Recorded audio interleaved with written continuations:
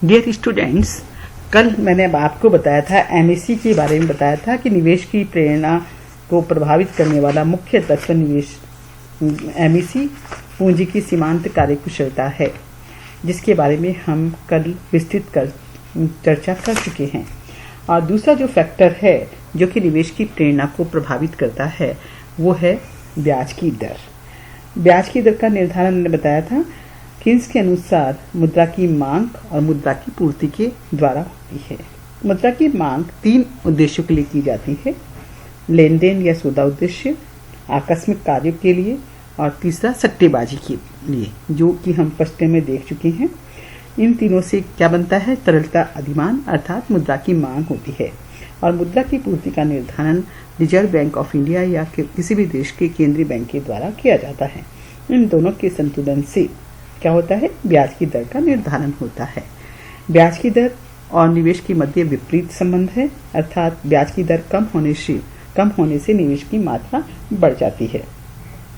तो ये मैंने बताया आपको 2 factors, MEC marginal efficiency of capital और ब्याज की दर, जो किसको प्रभावित करती है? निवेश को प्रभावित करती है।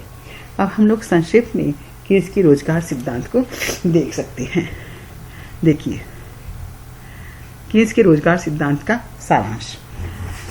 सबसे पहले देखिए कि कीन्स के अनुसार आमदनी या प्रभावपूर्ण मांग है वो 3 चीजों पर निर्भर बताई गई है: उपभोग, निवेश पर और सरकारी व्यय। हमने अभी सरकारी व्यय को इसमें शामिल नहीं किया है। उपभोग है वो 2 चीजों पर निर्भर करता है: उपभोग की प्रवृत्ति और दूसरा आमदनी।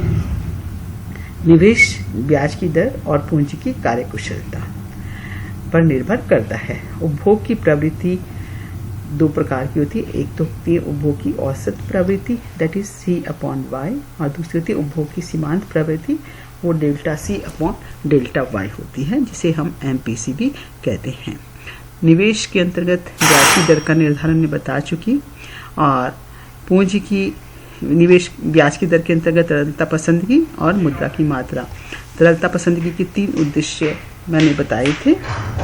सौदा उद्देश्य का मतलब क्या है? दिन प्रतिदिन के सौदे करने के लिए, कोई भी कार्य करने के लिए हमको अपनी आय का एक भाग नगद रूप में रखना पड़ता है, क्योंकि एक आय होती है वो एक अंतराल के पश्चात प्राप्त होती है।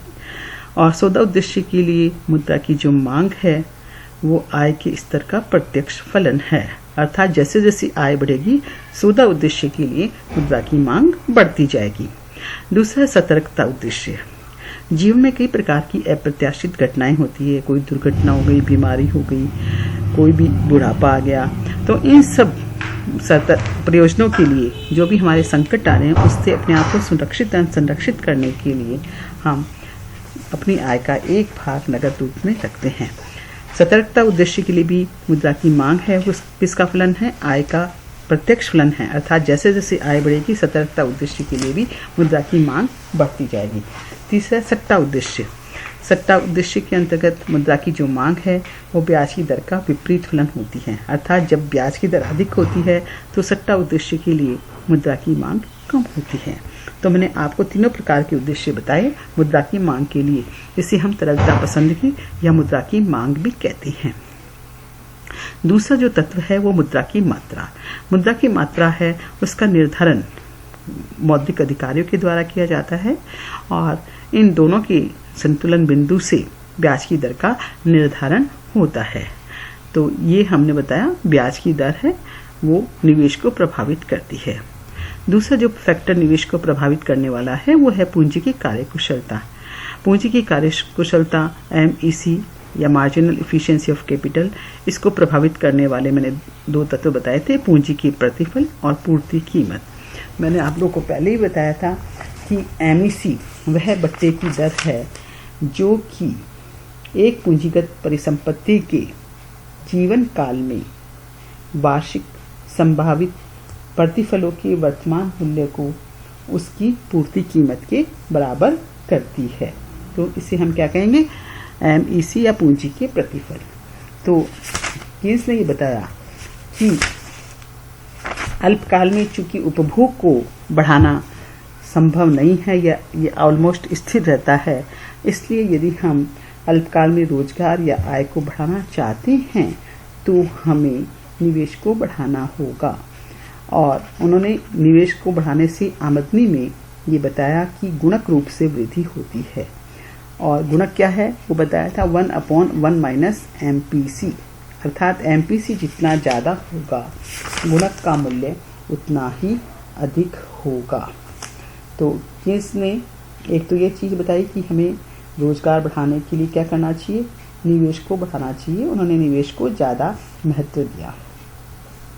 और निवेश की मात्रा के 2 तत्व बताए हैं आप लोगों को, पूंजी की सीमांत कार्यकुशलता और ब्याज की दर।